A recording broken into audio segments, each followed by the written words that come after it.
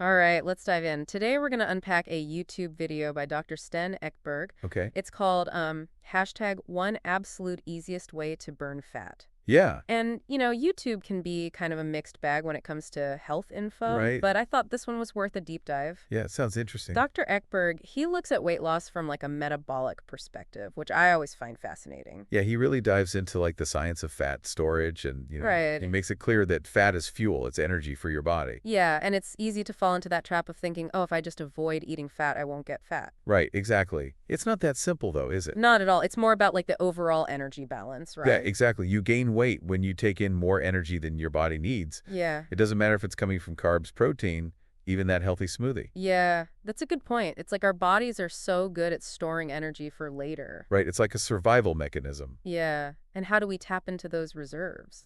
Well, that's where things get interesting. Yeah. Dr. Ekberg, he talks about the role of insulin. Yeah, insulin, I've always been kind of curious about how that all works. Well, think about it this way. Insulin's like a key.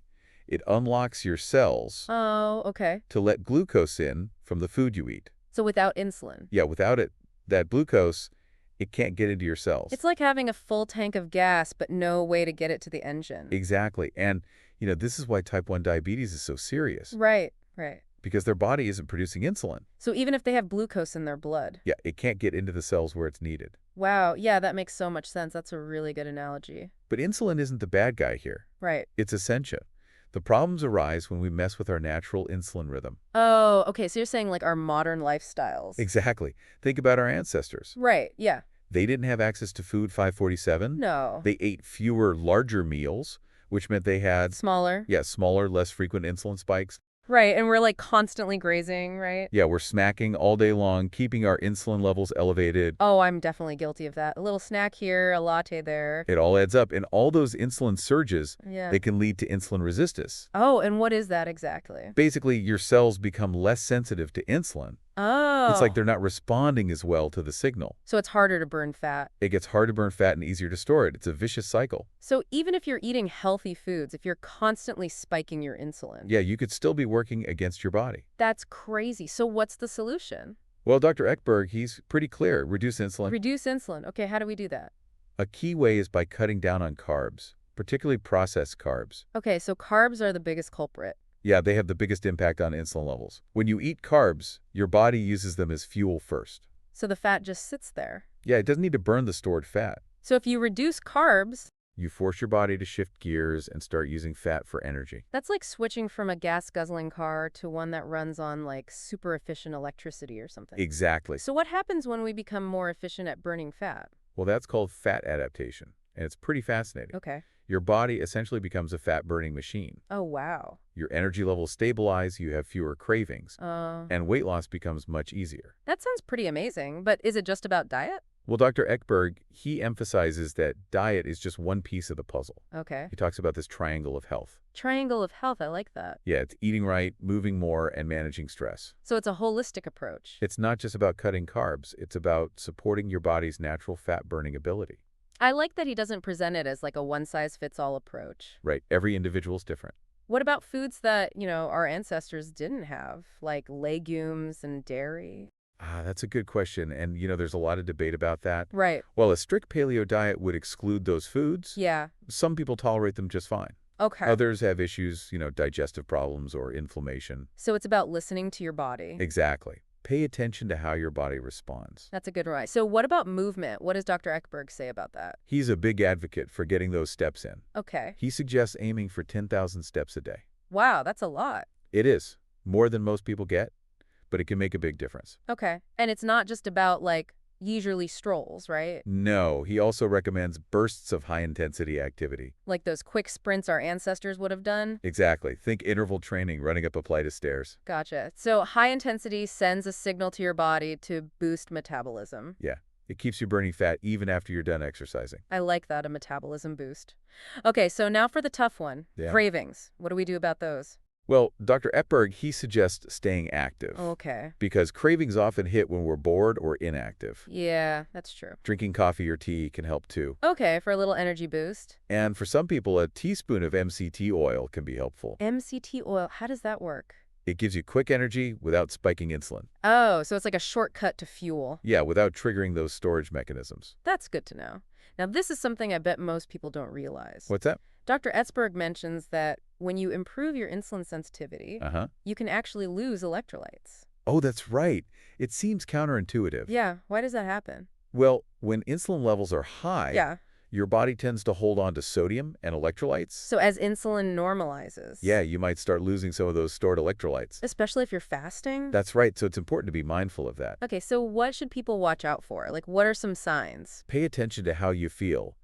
Dizziness, fatigue, brain fog. Especially while fasting. Yes, especially while fasting.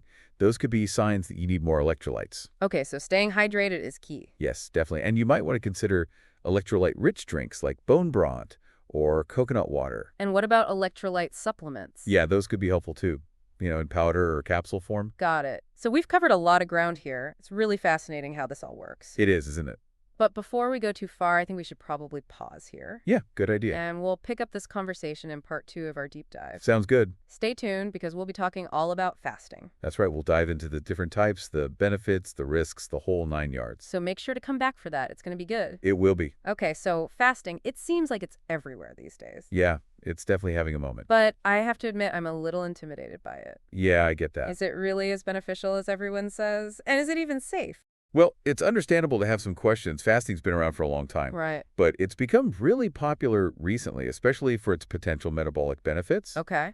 Dr. Ekberg's, like many experts, he believes that fasting can be really powerful. Yeah. Especially for improving insulin sensitivity. Right, which we talked about in the last part. Exactly. And that's key for weight loss and just feeling good overall. Okay, I get that. But I'm someone who gets, really hangry if I miss a meal. Yeah. How does fasting work if you're constantly battling those hunger pangs? Well, that's actually one of the surprising things about fasting. Oh, really? It can actually reduce hunger over time. Really? How does that work? Well, remember how we talked about insulin resistance? Yeah. Fasting helps to reset that hormonal balance. Oh, okay. You're giving your body a break from food so insulin levels drop. Okay. And this allows your body to tap into those fat stores for energy. So instead of relying on those quick bursts of energy from sugary snacks, Exactly. your body is actually using its own internal fuel source. That's the idea. That's pretty amazing. Okay, so practically speaking, how do you fast? Well, there are different approaches. Yeah. And it's important to find what works best for you and your lifestyle. Right. It's not one size fits all. Exactly. But Dr. Ekberg often recommends intermittent fasting. Okay, intermittent fasting. I've heard of that. What is that? So it's basically cycling between periods of eating and fasting within a 24-hour period. So you're not not eating for days on end. Right, exactly. Okay, that sounds a little less daunting. Yeah, it's a good place to start. Can you give me an example of what an intermittent fasting schedule might look like? Sure. So one popular method is the 168 method. 168, okay. You fast for 16 hours and then have an 8-hour eating window. Okay. So, for example, you might finish dinner at 8 p.m., skip breakfast the next morning, Yeah. and then have your first meal around noon. So you're basically just extending that overnight fasting period. Exactly. Okay, that's definitely something I could try. I know some people do those really long fasts, though. Right, the multi-day fasts. Yeah, are those safe? Well, longer fasts can be really powerful. Okay. But they should always be approached with caution. Yeah, I bet. And probably best to talk to a doctor first, right? Absolutely. It's crucial to listen to your body Yeah. and stop if you experience any negative side effects. What kind of benefits do people typically see from those longer fasts? Well, extended fasting can trigger something called autophagy. Autophagy, what's that? It's like a cellular cleanup process. Oh, wow. Your body gets rid of damaged cells and makes new, healthier ones. That's incredible. So we've got weight loss, improved insulin sensitivity, Right. cellular regeneration. Are there any downsides to fasting? Well, it's important to remember that fasting is a tool, not like a magic bullet. Right. It's most effective when it's combined with a healthy diet and lifestyle. Okay. And as we said, longer fasts should be approached with caution. Definitely. So you mentioned some potential downsides earlier. Mm-hmm. Can you remind me about the electrolyte issue? Oh, yeah, that's important. When you fast, your insulin levels drop. Right. And this can lead to your body excreting more sodium and water. Okay. And along with that water, you lose electrolytes. Electrolytes, those are the minerals, right? Yeah. Sodium, potassium, magnesium, they're crucial for all sorts of bodily functions. So if you're not careful, you could end up with an electrolyte imbalance. Exactly. What are some signs that you might need to replenish those electrolytes? Well, you might feel fatigued, have headaches, muscle cramps, or even dizziness. Okay. So it's essential to stay hydrated with water. Right. And consider adding electrolyte-rich drinks to your eating window. Like what? Bone broth, coconut water, things like that. Okay, and what about electrolyte supplements? Yeah, those can be helpful too. Great, so we've covered diet, movement, and now fasting. What's next? Well, we've actually covered 3 of the 4 pieces of the triangle of health. Oh, right, I forgot about that. There's one more element that's often overlooked. Okay, I'm intrigued. Stay tuned, everyone. We're about to uncover the final piece of the puzzle. It's a big one. Okay, so we're back. We're ready to unveil the final piece of this triangle of health, right? We are, and it might surprise you.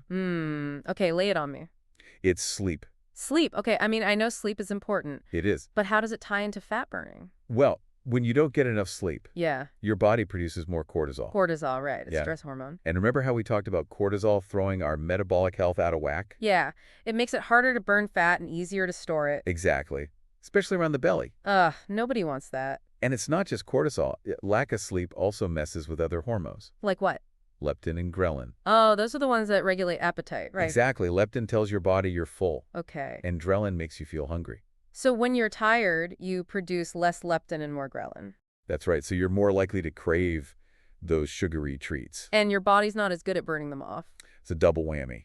Wow, it really all comes back to what Dr. Ekberg was saying about how everything's connected. It is. It's not just about focusing on one thing. It's about creating a synergy. I get it. But getting enough sleep is easier said than done. It can be. But there are things you can do. Like what?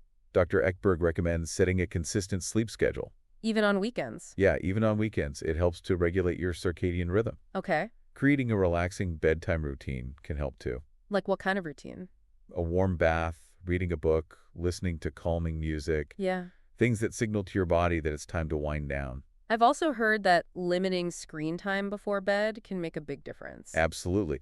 That blue light from screens messes with melatonin production. Right, melatonin's that hormone that helps you sleep. Exactly. So try to create a screen-free sanctuary in your bedroom. That's a good idea. And if you find yourself tossing and turning, Yeah. try some relaxation techniques. Deep breathing or meditation. Yes, things like that. Okay, so it's not just about the quantity of sleep, it's about the quality too. Exactly. You want to make sure you're getting restful, restorative sleep. This has been so insightful. It's like we've uncovered this roadmap for how our bodies work. It's all about understanding those underlying mechanisms. Yeah, and working with our bodies, not against them. Exactly. I love Dr. Ekberg's question about imagining a world where we prioritize movement Stress management. and real food. It's a powerful vision, and it's achievable. It is. We just have to make those choices. One step at a time.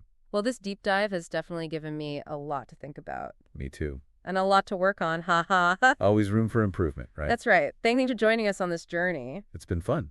We'll be back soon with another deep dive. Can't wait. Until then, keep learning, keep questioning, and keep taking care of yourselves.